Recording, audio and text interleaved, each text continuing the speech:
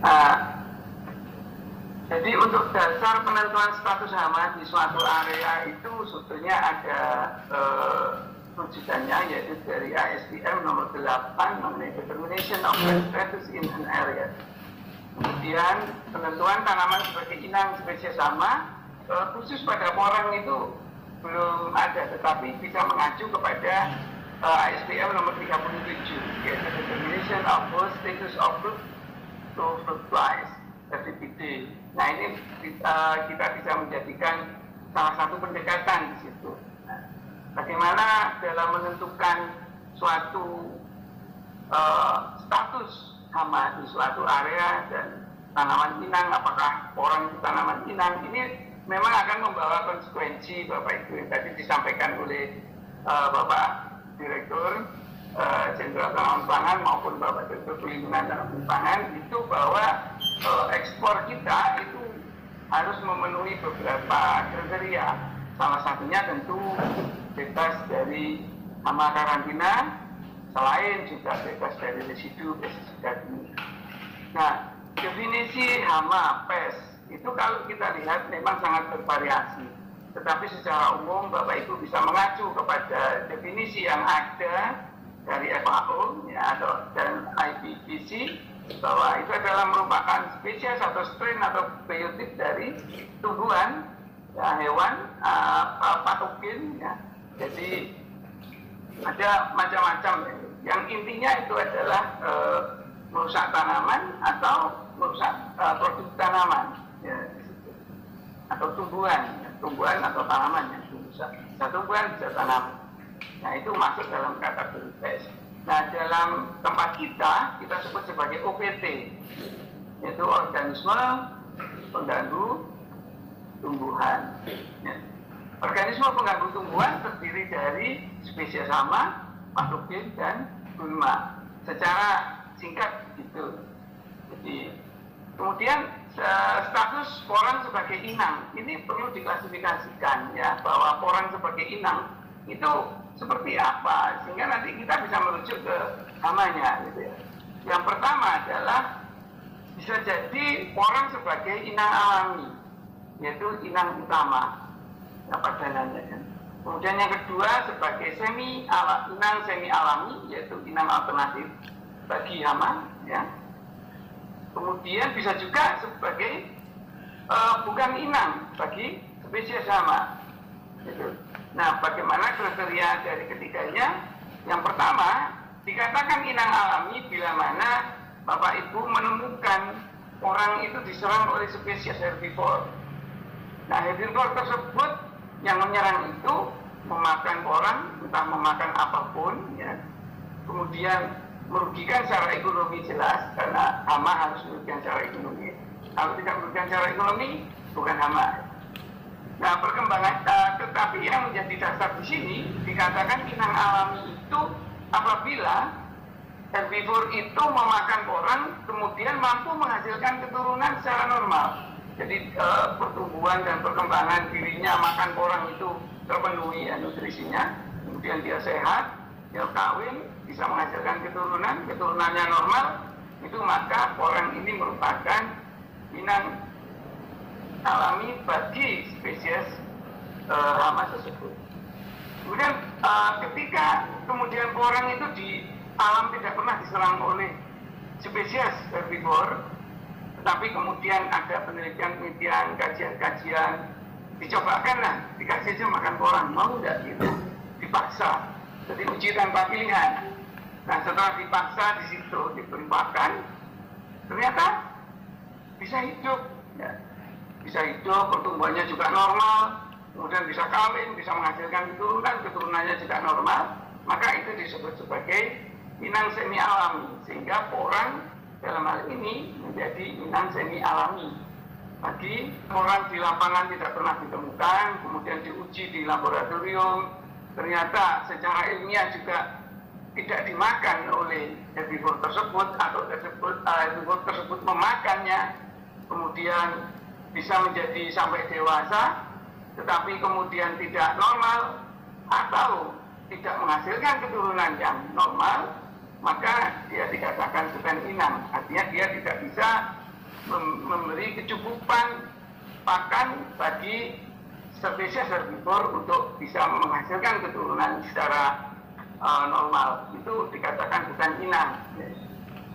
Nah, oleh karena itu, kalau kita sudah mengatakan hal itu, tentu yang perlu diperhatikan bahwa status inang ini dapat berubah ya seiring waktu karena perubahan-perubahan kondisi biologis.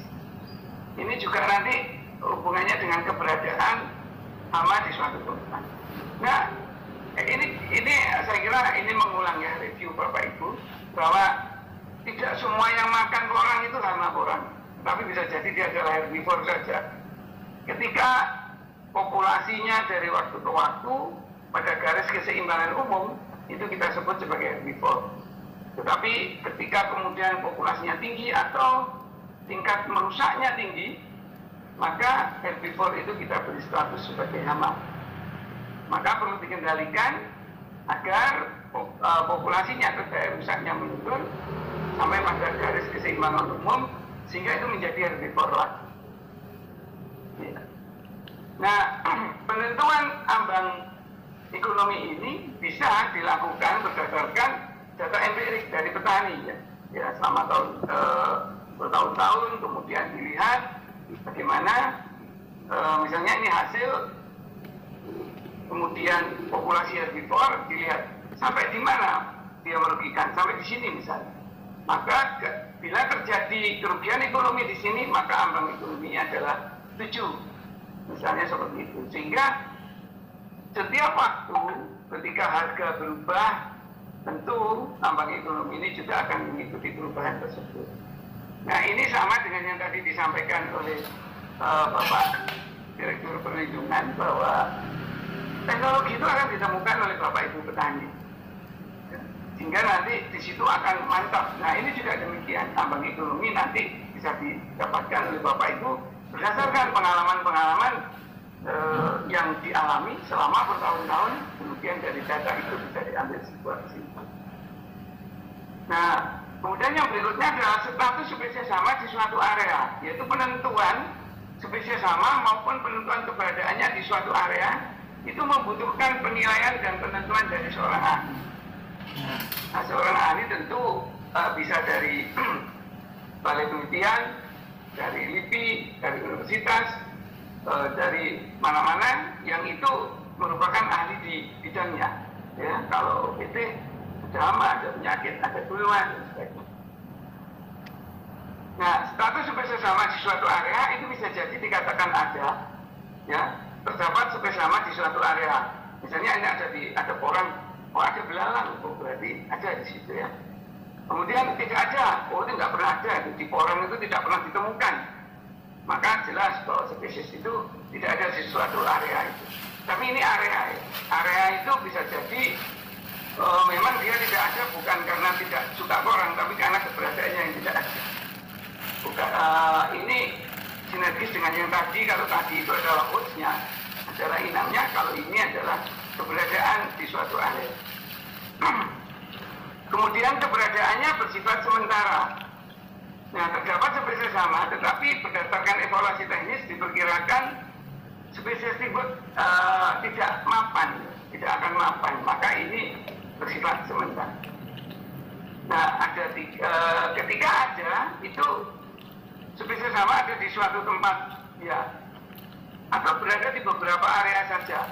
Sangat mungkin di tempat orang di Jawa beda dengan di Sulawesi, namanya keberadaan namanya spesies namanya berbeda sangat mungkin.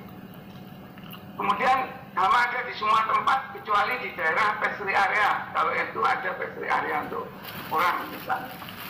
Kemudian hama selalu ada di mana orang ditanam. Setiap orang ditanam selalu ada di situ. Ditanam. Kalau tidak ditanam, ya enggak. Kalau ditanam ada. Nah, demikian juga dengan spesies keberadaan spesies sama yang musiman. Jadi hanya pada musim-musim tertentu dia ada di situ. Kemudian bisa jadi spesies tersebut sebagai subjek pengelolaan dan juga bisa menjadi target pada taraf prevalensi. Nah, prevalensi rendah maksudnya ALPP misalnya. Kemudian bisa juga dalam proses eradikasi. Jadi kalau hama di suatu tempat, hama porang, bisa saja itu dilakukan eradikasi kalau itu tempatnya terisolir, sehingga bisa diharapkan menjadi tertiary area. Nah, tidak adanya hama itu di suatu area itu bisa karena memang berdasarkan data itu tidak pernah ditemukan, ya. Kemudian bisa jadi karena sudah dieradikasi, dulunya ada, ya, tapi sudah dieradikasi, sehingga kemudian itu sudah tidak ada lagi. Atau hama itu tidak ada, saat ini tidak ada, dulu pernah ada, tapi karena kemudian tidak mapan, karena ada gejala alam dan lain sebagainya, mengakibatkan suatu spesies itu tidak mampu bertahan, itu bisa hilang dari situ, itu bisa jadi. Kemudian bisa jadi karena tidak valid datanya, ada kekeliruan di dalam melakukan identifikasi misalnya, taksonominya berubah misalnya, ini juga menjadi, atau meragukan, ada sebuah laporan-laporan yang itu tidak bisa dipercaya, itu bisa jadi kemudian sama di suatu area itu menjadi, atau intercepted only, jadi hanya ada di daerah ketika misalnya ada impor bunga atau tanaman yang sefamili dengan porang, kemudian terikut hama di situ. Nah, hanya di situ saja, ya, hanya di pelabuhan saja atau di mana saja ditemukan di situ. Itu kemudian dilakukan treatment di sana oleh karantina, maka itu dikatakan tidak ada. Nah, yang bersifat sementara itu bisa karena non-actionable, itu ketika ditemukan hanya satu individu, ya, itu tidak bisa berkembang. Kemudian bisa jadi dia satu individu atau satu kelompok populasi yang terisolir di situ, dan di bawah surveillance, di bawah suatu perlakuan khusus, dan tentu diyakini itu tidak akan establish, tidak akan mapan di situ. Maka itu dikatakan keberadaannya sebagai sementara. Demikian juga di bawah kegiatan eradikasi, itu juga menjadi sementara. Nah, dari mana status spesies hama ini didapatkan? Sumber-sumbernya adalah dari laporan penelitian. Kemudian dari hasil survei, dari data surveillance OPT, kemudian dari database OPT ya, yang ada di tingkat nasional, kemudian publikasi ilmiah. Nah, penentuan berapa sih sebetulnya jumlah OPT di porang ini, ya, itu bisa didekati dengan penentuan ukuran sampel ketika melakukan surveillance. Ya, ini melakukan surveillance, kita lihat, oh ternyata setelah 8 kali dilakukan surveillance, 10, 12, 14, jumlahnya tetap. Maka dihentikan di situ ya, surveillance-nya dihentikan, maka kita putuskan di situ ada 13 SB4 yang memakan porang, gitu ya. Nah, ini adalah caranya begitu nanti kita menentukan. Ini adalah tabel-tabel surveillance OPT, nanti untuk porang bisa diadopsi ini. Gunakan ya, mulai dari kode survei, nomor spesimen, tanggal, kemudian lokasinya ditemukan, ketinggian tempat, koordinat, varietas, kalau orang tidak jelas. Bagian tanaman yang diserang, misalnya tadi bisa patahnya, bisa daunnya, bisa akar, batang, dampak ekonominya seberapa. Sehingga dari hasil surveillance ini, karena ada dampak ekonomi, kemudian luas serangan dan lain sebagainya, persentase serangan ya, kemudian kita bisa menentukan di situ. Sebenarnya ini hama utama enggak sih, gitu ya, atau bukan hama utama. Ya. Nah, hama utama pun ketika nanti itu hubungannya dengan perdagangan internasional, itu akan dilihat apakah hama ini akan terbawa ketika dilalui lintaskan. Kalau tidak, maka tidak ada masalah.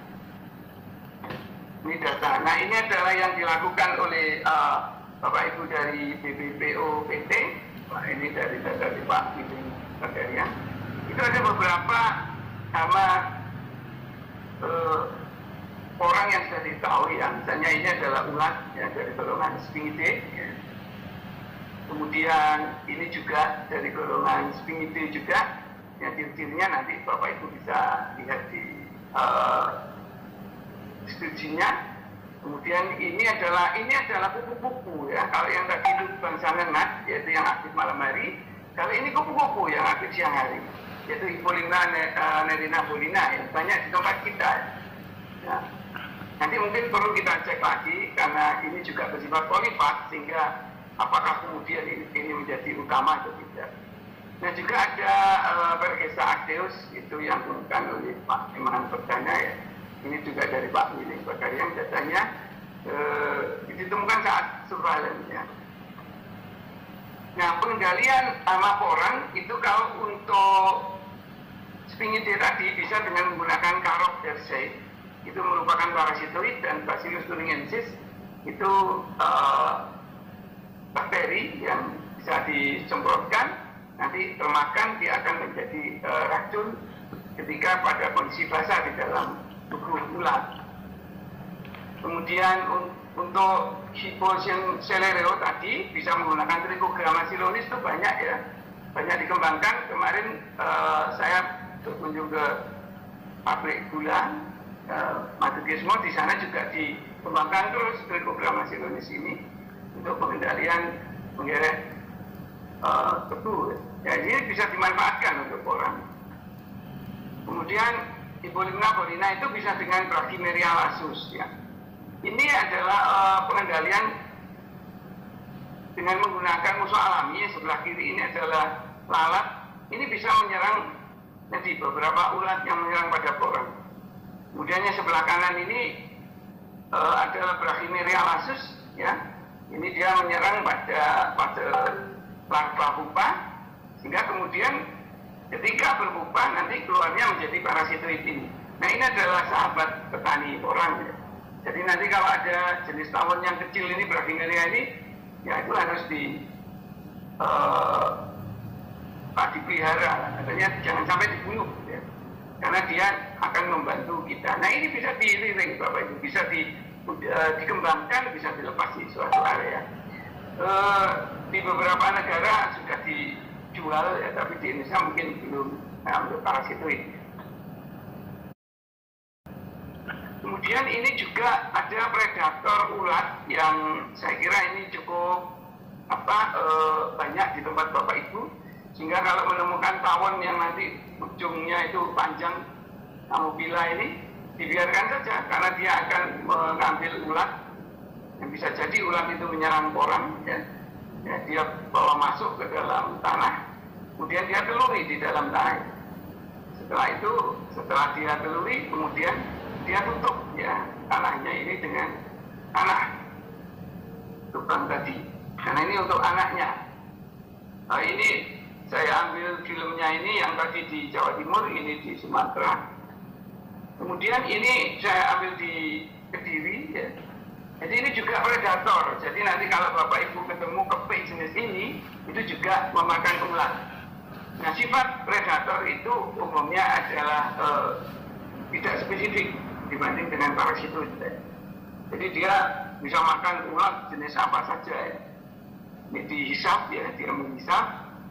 Dan jumlahnya juga cukup banyak ini di lapangan, di area-area tertentu. Kemudian belalang. Misalnya hama belalang itu juga ada musuh alaminya. Ini yang sebelah kiri ini belalang ada lubang, biasanya dia berada di lubang seperti itu. Nah bagaimana kemudian belalang ini dimakan oleh musuh alaminya ya. Ya belalang itu langsung diambil ya oleh sejenis tawon ini ya. Kemudian spesifik ya, tawon spesifik, kemudian dibawa ke sarangnya ya untuk diberikan makan kepada anaknya. Nah, sehingga kemudian jenis tawon ini juga membantu kita. Jadi ini yang juga perlu Bapak Ibu lihat bahwa tawon ini adalah tawon sahabat petani gitu ya, bukan tawon gas yang menyengat, menyakitkan. Kemudian uret agak dipercepat. Oh iya Pak. Kemudian uret ini dari Bapak Alamsyah ada uret. Nah, uret itu ada musuh alaminya yang sebelah kiri ini, yaitu golongan tawon juga ya. Jadi nanti tawonnya itu masuk ini, Bapak Ibu, masuk ke dalam, kemudian dia bertelur di dalam uret, tubuh uret. Ya. Kemudian anaknya akan memakan uret tersebut. Bagaimana dengan siput dan keong? Ya? Jadi kalau membedakan siput dan keong cukup mudah ya. Kalau keong itu bercangkang, kalau siput itu tidak. Nah, siput dan keong itu bisa Bapak Ibu kasih umpan. Apa umpannya? Yaitu minuman, ya. Minuman bir. Ya. Bir ditaruh di suatu tempat, kemudian nanti dengan adanya bir itu maka siput dan keong ini tertarik dengan bau bir, kemudian masuk dan terserembab masuk ke dalam dan mati. Nah selain itu yang terakhir Bapak Ibu juga bisa menggunakan ini insektisida botani ya, misalnya 2 umbi bawang putih digerus atau dijus, dimasukkan dalam botol tertutup, kemudian ditambahkan minyak sayur sebanyak 0,4 liter dan didiamkan selama 1 atau 2 hari. Kemudian nanti disaring, aplikasi itu 15 ml ditambahkan 1 liter air, dicampur sampai mungkin, kemudian disemprotkan pada siput. Ya. Dan berikutnya kalau untuk ulat itu Bapak Ibu bisa menggunakan daun mimba, itu dikeringkan di tempat yang teduh, ya tidak boleh kena sinar matahari. Kemudian nanti ditumbuk halus, 10 liter air ditambahkan dalam 1 genggam mimba, dibiarkan selama 24 jam ya atau 12 jam paling cepat. Kemudian disaring dan diaplikasikan pada sore hari. Dan saya kira demikian yang bisa saya sampaikan. Saya kembalikan ke Bapak Profesor Terima kasih.